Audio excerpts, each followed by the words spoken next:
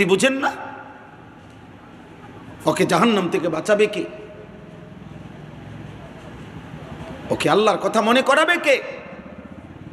ওকে হালাল হারাম শোনাবে কে? আল্লাহ তাআলা নবী সাল্লাল্লাহু আলাইহি সাল্লামকে আলাদাভাবে বলছে, ইয়া আইয়ুহান নবী, হে নবী আমার, কুল্লি আজওয়াজিকা ওয়া বানাতিকা ওয়া নিসাইল মুমিনিন ইউদিনিনা আলাইহিন্না মিন জালাবিবিহিন্না। কি আশ্চর্য! আল্লাহ নবীজিকে বলছে, বন্ধু হে নবী আমার, আপনি আপনার স্ত্রীদেরকে বলেন। এরপরে বলছে আলাদা, আপনি আপনার মেয়েদেরকে বলেন। এরপরে বলছে আলাদা, আপনি সমস্ত ইমানদার নারীদেরকে বলেন, প্রত্যেকেই যেন শতভাগ মোটা ভারী চাদরে আবৃত করে নিজেদের চোখ সহ, জিলবাব বলা হয় এমন পোশাককে যেই পোশাক দ্বারা চোখ সহ চেহারা সহ সারা দেহ ঢাকা হয়, এরকম বোরখা এরকম পোশাককে বলা হয় জিলবাব, জালাবিব। তো আপনি বলেন তারা যেন আপনার স্ত্রীদেরকে বলেন, আপনার মেয়েদেরকে বলেন, ইমানদার নারীদেরকে বলেন, তারা যেন তাদের সকলেই মোটা ভারী চাদর দ্বারা চেহারা সহ তাদের শরীর আবৃত করে নেয়, পর্দা করে নেয়। আল্লাহ বলছেন এখানে দেখার বিষয় হলো নবীজির স্ত্রীগণ ওনারা ইমানদার নারী না? কথা বলেন না। নবীজির মেয়েগণ ওনারা ইমানদার নারী না? তো এটা একবারে কইলেই তো হইতো, হে নবী ইমানদার নারীদেরকে বলেন। তো এর মধ্যে তো স্ত্রীও শামিল ছিল, মেয়েরাও শামিল ছিল, আলগা মহিলারাও কি হইতো? শামিল হইতো। তো এমনি এমনি বললেন কেন? লি আজওয়াজিকা ওয়া বানাতিকা ওয়া নিসাইল মুমিনিন, আলাদা আলাদা বললেন কেন? আল্লাহ তাআলা জন্য বুঝাইছে, বন্ধু মনে রাখবেন, আপনি স্বামী অতএব আপনার স্ত্রীদেরকে বলেন, আপনি বাবা অতএব আপনার মেয়েদেরকে বলেন, আপনি নবী অতএব আপনার উম্মতের ইমানদার নারীদেরকে বলেন। আলাদা। স্বামীর জিম্মাদারি স্ত্রীকে শতভাগ পর্দার কথা বলা, বাবার জিম্মাদারি মেয়েকে শতভাগ পর্দার কথা বলা, শতভাগ দায়িত্ব। এটা খামখেয়ালি না। আমরা কাছে ওয়াজে গেলে কানে কানে হুজুর বেপর্দা বাইরে গেছে, কুদুর বেশি করে কইেন। আপনি ঘাস কাটেন?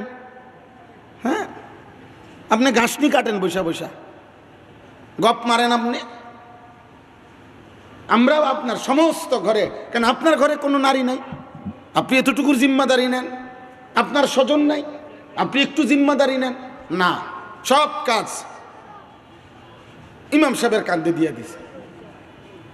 এটা তো হবে না।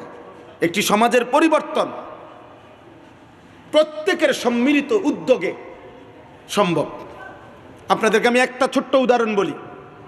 রাসূলুল্লাহ সাল্লাল্লাহু আলাইহি ওয়াসাল্লাম সর্বপ্রথম যেদিন কালিমার দাওয়াত দিছেন হযরত আবু বকর সিদ্দিক রাদিয়াল্লাহু তাআলা আনহুকে, প্রথম ঘরের বাইরে, ঘরের ভিতরে তো স্ত্রীকে বলছেন হযরত খাদিজা রাদিয়াল্লাহু তাআলা আনহাকে, কিন্তু ঘরের বাহিরে প্রথম নবীজি সাল্লাল্লাহু আলাইহি সাল্লাম কালিমার দাওয়াত দিছেন আবু বকর সিদ্দিক রাদিয়াল্লাহু তাআলা আনহুকে। তিনি কালেমা পড়ছেন, আপনারা সবাই জানেন, এক কথাতেই তিনি কালেমা পড়ছেন, মানে 2 মিনিটও দেরি করছে না, বলছে খালাস, সাথে সাথে বলছেন আবু বকর সিদ্দিক। কারণ আবু বকর সিদ্দিকের সাথে নবী সাল্লাল্লাহু আলাইহি সাল্লামের আগের থেকেই বন্ধুত্ব ছিল, মাত্র 2 বছরের ছোট বড় ছিলেন। হযরত আবু বকর সিদ্দিক নবীজির চাইতে বয়সে 2 বছরের ছোট ছিল, তো এই হিসাবে আগের থেকেই বন্ধুত্ব চলাফেরা ছিল।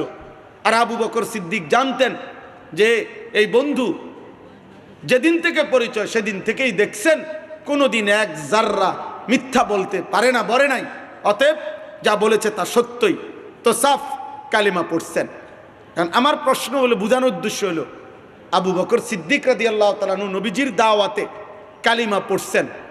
এই আবু বকর সিদ্দিক সেই দিন থেকে উনি এই দায়িত্ব কাঁধে নিছেন যে হ্যাঁ, এই কাজ আমারও, আমার নবীর যেই কাজ এটা আমারও কাজ, মানুষকে আল্লাহর দিকে ফিরানো। তো পরবর্তী আশারায়ে মুবাশশারা, জান্নাতের সুসংবাদ প্রাপ্ত যেই 10 জন সাহাবী, এই 10 জন সাহাবীর মধ্যে 6 জন সাহাবী হযরত আবু বকর সিদ্দিকের দাওয়াতেই পরবর্তী অল্প কয়েকদিনের ব্যবধানে সকলেই কালেমা গ্রহণ করছেন।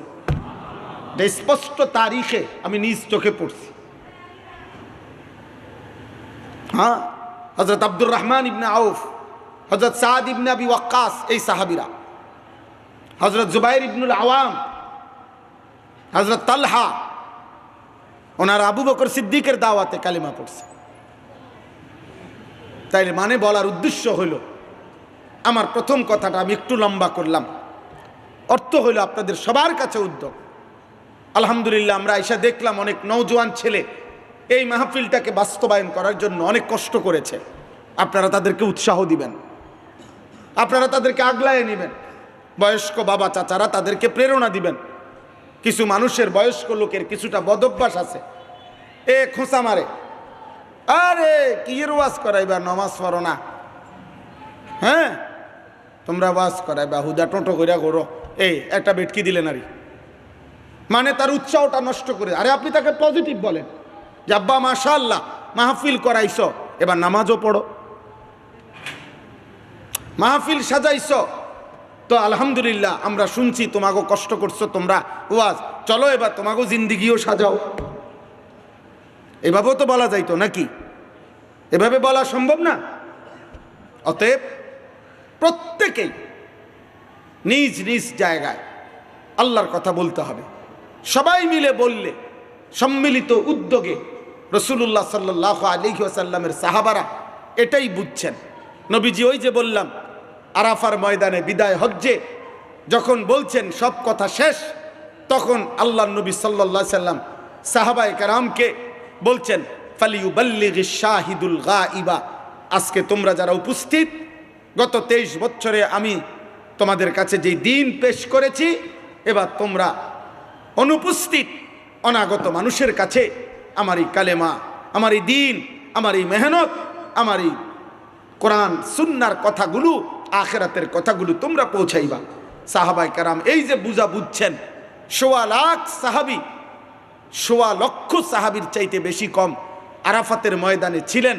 অথচ মক্কা এবং মদিনায় পৃথিবীর সকল ইতিহাস একত্র করলেও মক্কা মদিনায় 10 থেকে 11,000 সাহাবীর কবর সর্বোচ্চ পাওয়া যাবে।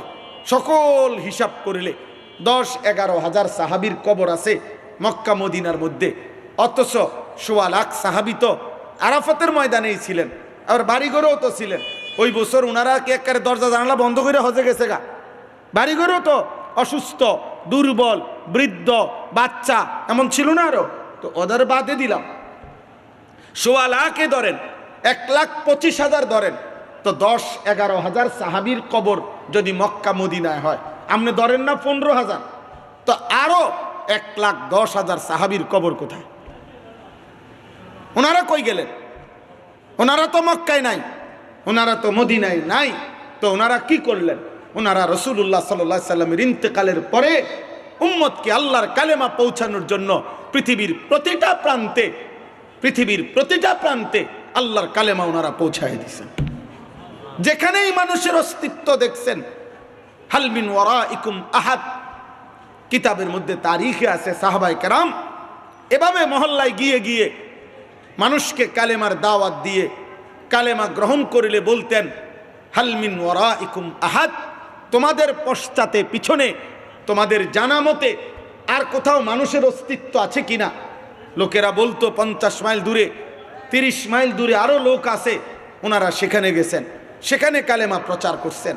এইভাবে হযরত উকবা ইবনে নাফে গোটা আফ্রিকা বিজয় করে, গোটা আফ্রিকায় কালেমা প্রচার করে মাত্র নওজোয়ান 22 বছর, কসম খোদার আরবি কিতাবে আমরা পড়ছি, 22 বছরের যুবক সাহাবী উকবা ইবনে নাফে পুরা আফ্রিকা আল্লাহর কালেমার দাওয়াত দিতে দিতে শেষ পর্যন্ত আটলান্টিক মহাসাগরের পারে এসে, এক অথই মহাসাগরের পারে দাঁড়িয়ে নিজের ঘোড়ার পাও ভিজাইয়া আল্লাহর কাছে বলছে চিৎকার দিয়া, আল্লাহ আল্লাহ আপনার জাতের কসম, যদি একটা মানুষ বলতো এই মহাসাগরের ওই পারে এক বিঘত মাটি আছে, যদি কেউ বলতো, আপনার বান্দারা কেউ বলে নাই, সবাই বলছে এরপরে আর মাটি নাই, এরপরে আর মাটির অস্তিত্ব নাই।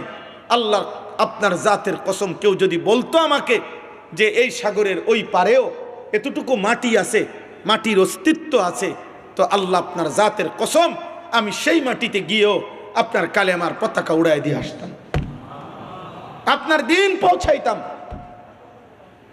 এই ছিল সাহাবায়ে কেরামের মেজাজ। আমি অতএব এটা মনে করাই দিলাম।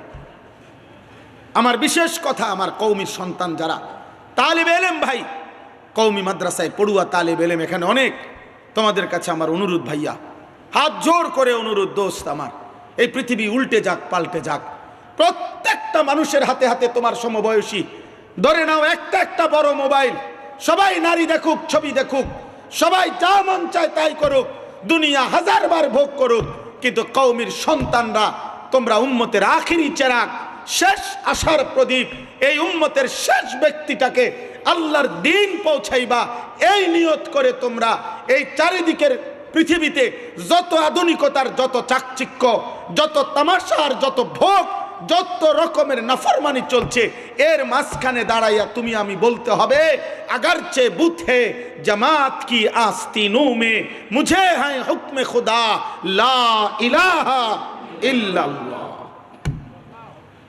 আমি একাই বলবো লা ইলাহা ইল্লাল্লাহ, আমি বলেই যাব, আমি আমার আল্লাহকেই ডাকবো, আমি আমার আল্লাহর দিকেই মানুষকে ডাকবো। বলো ইনশাআল্লাহ। নওজোয়ান ভাই বলো ইনশাআল্লাহ। নতুন করে কিশোর যুবক তোমরা ফিরতে হবে, তোমরা ভাবতে হবে, যদি ইনসাফ থাকে, যদি বিবেক থাকে, যদি আকল থাকে, দিমাগ থাকে, তো গোটা পৃথিবীর প্রেক্ষাপট পড়ে নিও, দেখা নিও, বুঝা নিও। মনে রাখো আব্বা, আমি সাফ বললাম, আমি পরিষ্কার যুবক ভাই তোমাদেরকে বলি, আগামীর সময়টা তোমরা নারী ছবি, অশ্লীল দৃশ্য, মোবাইলের উলঙ্গপনা আর নামাজবিহীন, সেজদাবিহীন এই মুসলিম পরিচয় দিয়ে যাদের জীবনে নামাজ নাই, সেজদা নাই, আখিরাতের ফিকির নাই, নারী ছবি, জিনা, ব্যভিচার, মদ, জুয়া, অশ্লীলতার বেহায়াপনা, এর মধ্যে যারা বেড়ে উঠতেছ, জীবনটাকে ভাসায় দিচ্ছ, জীবনটাকে ঢুকায় দিছ নাফরমানিতে, ইনশাআল্লাহ মনে রাখো, আমি আনিসুর রহমান বললাম, হয়তো আমি থাকবো না, কিন্তু তোমরা মনে রাখো, আগামীর পৃথিবীতে মুসলিম পরিচয়দারী এরকম অকর্মণ্য, নাফরমান, পাপী, এরকম খামখেয়ালি যুবক তোকে দিয়ে পৃথিবীর মানুষ ক্ষেতের মূলাও তুলতো না, মূলা। এমন আকামলা পৃথিবীতে কোনো কামে লাগবে না, মনে রাখো, মনে রাখো। খুব দ্রুত পৃথিবীর দৃশ্যপট, প্রেক্ষাপট বদলাচ্ছে প্রতিদিন। আলহামদুলিল্লাহ, মুসলিম কিশোর যুবক আল্লাহর দিকে, কালেমার দিকে, সেজদার দিকে, আখিরাতের দিকে, আল্লাহর জমিনে সারা বিশ্বময় ইমানের পতাকা উড়াবার স্বপ্নে প্রতি রাতে আলহামদুলিল্লাহ তাহাজ্জুদের সেজদায় চোখের পানি ফেলছে। এটাই সম্ভাবনার কথা। 12 তারিখ পৃথিবীর শেষ নির্বাচন না, 12 তারিখ বাংলাদেশেরও শেষ নির্বাচন না, 12 তারিখ ইসরাফিল ফু দিবে না, 12 তারিখ শেষ হাসি হাসবে না। আমি এটা সাফ বলছি, পত্রিকায় লিখছে 12 তারিখ দেখা যাবে শেষ হাসিটা কে হাসে। আমি বলছি না না, 12 তারিখ শেষ হাসি হাসবে না, খোদার কসম হাসরের ময়দানে দেখা যাবে শেষ হাসিটা কে হাসে। শেষ হাসি হাসরের ময়দানে। 12 তারিখ, 13 তারিখও মানুষ হাসবে, 14 তারিখও মানুষ হাসবে। কোনো মানুষের হাতে, কোনো ব্যক্তির হাতে, কোনো নেতার হাতে, কোনো জনমানুষের হাতে আমাদের ভাগ্যের পরিবর্তন নাই। আমাদের সুখ, আমাদের শান্তি, আমাদের সমৃদ্ধি, আমাদের বেঁচে থাকার নিরাপত্তা, আমাদের মা বোনের ইজ্জত, আব্রু, সম্ভ্রম, আমাদের আগত প্রজন্ম, আগামী জেনারেশনের সার্বিক নিরাপত্তা, সব কিছু আল্লাহর কসম আল্লাহর হাতে। কার হাতে বলো না ভাই, জোরসে বলো, কার হাতে? আল্লাহর হাতে, আল্লাহর হাতে, আল্লাহর হাতে। ইমান ঠিক রাখো, মালিকরে ভুলো না, আল্লাহকে ভুলো না। মাখলুকের হাতে, কারো হাতে আমাদের অবস্থার পরিবর্তন না। অবস্থার পরিবর্তন কার হাতে? আল্লাহর হাতে, আল্লাহর হাতে। অতএব আমি আহ্বান করছি, আমরা সবাই মিলে চেষ্টা করি নিজের জীবনটা সুন্দর করি, আখিরাতমুখী জীবন। আমরা মুসলমান, আমরা ইমানদার, আমাদের আল্লাহ আছেন, আমাদের নবী আছেন, আমাদের ধর্ম আছে, আমাদের কিতাব আছে, আমরা হারাবো কেন? এই পৃথিবীর সবচেয়ে আশ্চর্যের বিষয় হলো এটা,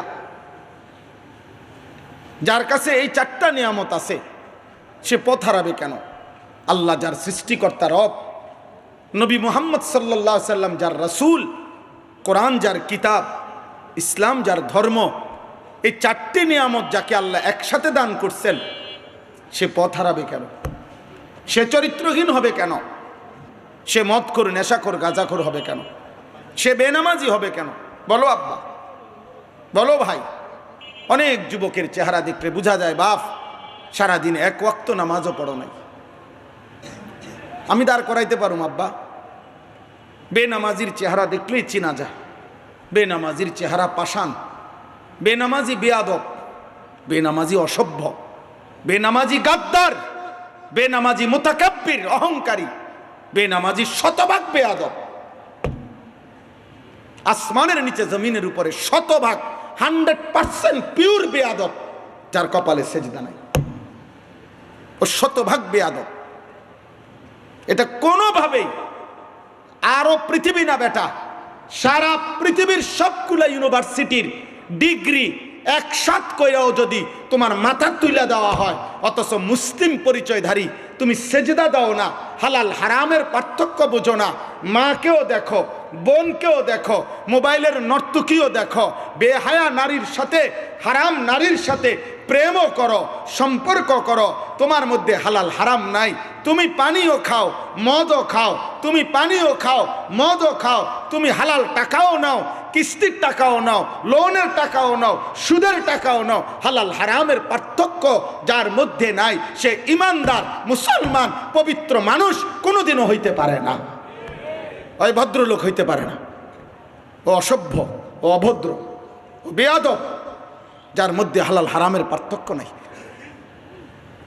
মুসলমান কেমনে? যে মুখে আমরা কিতাবে পড়ছি, এই জবান, এই জিহ্বা, এই মুখ আল্লাহ স্পেশালি আল্লাহ বলছে, বান্দা আমি এটা পবিত্র করে বানাইছি, তোমারে শুধু বুঝতে বলি বান্দা, মায়ের পেটে তোমারে যখন আমি মানুষের আকৃতি দিছি, তখনও তোমার খাবারের প্রয়োজন ছিল। মায়ের নাপাক রক্ত, জরায়ুর নাপাক রক্ত তোমার খাবার হিসাবে আমি আল্লাহই বরাদ্দ দিছিলাম, কিন্তু যেহেতু ওই রক্ত নাপাক, আর তোমার জিহ্বা, তোমার মুখ যেহেতু পবিত্র রাখার জন্য আমি আল্লাহ বানাইছি, এই জন্য আমি আল্লাহ মায়ের পেটে যে কয়দিন ছিলা, ওই কয়দিন ওই নাপাক রক্ত দিয়ে খাবার পৌঁছাইছি ঠিক, কিন্তু মুখ দিয়া পৌঁছাই নাই, আলাদা পাইপ দিয়া, আলাদা নাল দিয়া, নাভির সাথে আলাদা সম্পর্ক করে আমি ওই রক্তের খাবার পৌঁছাইছি। আজকে যেন তোমার মুখে নাপাক রক্ত না লাগে, যেন তোমার জিহ্বায় নাপাক জিনিস না লাগে। যেদিন মায়ের পেট থেকে বাইর করে আনছি, সেদিন আবার আমি আল্লাহ সিস্টেম চেঞ্জ করে, এবার যেহেতু মায়ের বুকের দুধ পান করবা, আর মায়ের বুকের দুধ যেহেতু পবিত্র, এবার পবিত্র জিহ্বা, পবিত্র মুখ আমি কাজে লাগাই দিছি। আমি আল্লাহ প্রথম দিন থেকে চেয়েছি, তোমার অস্তিত্বের প্রথম দিন থেকে এই মুখ যেন নাপাক জিনিস স্পর্শ না করে। সেই মুখে নেশার বোতল, সেই মুখে মদ খায় কেমনে, সেই মুখে নেশার বোতল কিভাবে পান করে? হায় যুবক, এটা কিভাবে সম্ভব? সেটা কিভাবে সম্ভব? যার ঘরে মা আছে, যার বোন আছে, যার কন্যা আছে, যার খালা আছে, যার ফুফি আছে, যার ঘরে নারী আছে, সে কিভাবে অন্য মেয়ের সাথে, অন্য নারীর সাথে, অন্য মহিলার সাথে জিনার ব্যভিচার হারাম সম্পর্ক করতে চায়? কিভাবে বলেন, কিভাবে সম্ভব? কিভাবে? একটা যুবক বলো আব্বা, একটা নওজোয়ান বলো, তোমরা যারা মোবাইলে নারী দেখো, ছবি দেখো, উলঙ্গ দৃশ্য দেখো, আরে নাফরমান, একটাবার মানুষের বাচ্চা হইলে ভেবে দেখ বেটা, তোর মাকে যদি কেউ এমন উলঙ্গ দেখে, এই নাফরমান, তোমার বোনকে যদি কেউ দেখে এমন বিবস্ত্র, তোমার মেয়েকে, তোমার ফুফিকে, তোমার খালাকে দেখে, তোমার গায়ে সইবে এটা? কথা বলে না? তুমি মানুষের বাচ্চা হইলে তোমার গায়ে সইবে এটা? মানুষের রক্ত যদি কারো শরীরে হয়, সেটা সহ্য করবে এটা? তো তাহলে তুমি যাকে দেখো সে কারো মা না, সে কারো মেয়ে নয়, সে কারো বোন না, সে কারো খালা না, সে কারো ফুফি না? তাইলে তুমি আব্বা দেখবা কেন? আল্লাহ নবী সাল্লাল্লাহু আলাইহি সাল্লাম এই কথা বলছেন। এক যুবক, বিশুদ্ধ হাদিস, নবী সাল্লাল্লাহু আলাইহি সাল্লামের কাছে এক যুবক এই অনুমতি চাইছিল, ইজান লি বিজিনা, ইয়া রাসূলুল্লাহ আমাকে জিনার অনুমতি দেন। নবী তাকে 5টা প্রশ্ন করছে। আফা তুহিব্বুহু লি উম্মিক, তোমার মায়ের সাথে এমনটা কেউ করুক? যুবক বলছে লা। আফা তুহিব্বুহু লি ইবনাতিক, তোমার মেয়ের সাথে কেউ এটা করুক? যুবক বলছে লা। আফা তুহিব্বুহু লি উখতিক, তোমার বোনের সাথে কেউ করুক? যুবক বলছে লা ইয়া রাসূলুল্লাহ, আমি রক্ত থাকতে এটা মানব না। আফা তুহিব্বুহু লি আম্মাতিক, তোমার ফুফির সাথে কেউ জিনা করুক? যুবক বলছে লা। আফা তুহিব্বুহু লি খালাতিক, তোমার খালার সাথে কেউ জিনা করুক? যুবক বলছে লা লা ইয়া রাসূলুল্লাহ, না না, আমি এটা মানতে পারি না নবী। নবীজি তখন বলছে, যুবক, ওয়ালান নাসু লা ইউহিব্বুনাহু লি উম্মাহাতিহিম ওয়া আখাওয়াতিহিম ওয়া বানাতিহিম ওয়া খালাতিহিম ওয়া আম্মাতিহিম, তাহলে কোনো মানুষও তো চায় না তার মায়ের সাথে কেউ জিনা করুক, বোনের সাথে কেউ জিনা করুক, মেয়ের সাথে কেউ জিনা করুক, খালার সাথে কেউ জিনা করুক, ফুফির সাথে তুমি কিভাবে চা করবে? যুবক চোখের পানি ফেলে বলছি, ইয়া রাসূলুল্লাহ, আমি মৃত্যু পর্যন্ত তওবা করলাম, কসম করলাম আর কোনো দিন ভিন নারীর দিকে তাকাবো না। নবীজি তার জন্য দোয়া করছেন। হাদিসে আছে আল্লাহর নবী ওই যুবকের জন্য 3টা দোয়া করছেন। আজকে এই মাহফিলও তোমরা যারা নওজোয়ান ভাই আছো, যারা চোখের হেফাজত করবা, যারা নারী দেখো না, আমিও বললাম নারী দেখো না, অশ্লীল ছবি দেখো না, উলঙ্গ দৃশ্য দেখো না, রাস্তার বেহায়া নারী দেখো না, টেলিভিশনের নর্তকী দেখো না, মোবাইলের উলঙ্গ ছবি দেখো না। যদি কেউ দিল থেকে নিয়ত করো তো আমরাও অনেক শ্রদ্ধেয় মুরব্বী ওলামায়ে কেরাম এখানে আছেন, সবার উপস্থিতিতে আমরাও তোমাদের জন্য দোয়া করি। ওই দোয়া নবী যা দোয়া করেছেন, নবীজি দোয়া করেছেন, আল্লাহুম্মা গফির যামবাহু, আল্লাহ এই যুবকের গুনাহ মাফ করে দেন। আল্লাহ এখানেও যেই যুবক নিয়ত করবে, আয় করিম আপনি তার গুনাহও মাফ করে দেন। ওয়া তাহহির কলবাহু, নবীজি দোয়া করছেন, আল্লাহ তার অন্তর আপনি পবিত্র করে দেন। আল্লাহ এখানেও যেই যুবক নিজের ইজ্জত চরিত্রের হেফাজত করবে নিয়ত করেছে, আল্লাহ আপনি তার দিল পবিত্র করে দেন। ওয়া হাসিন ফারজাহু, নবী 3 নম্বর বলছে, আল্লাহ তার লজ্জাস্থানকেও আপনি পবিত্র রাখেন। আল্লাহ এখানকার ইমানদার যুবক ছেলে মেয়েগুলোকেও আল্লাহ আপনি তাদের লজ্জাস্থান পবিত্র রাখেন। আল্লাহ কবুল করেন, আল্লাহ কবুল করেন।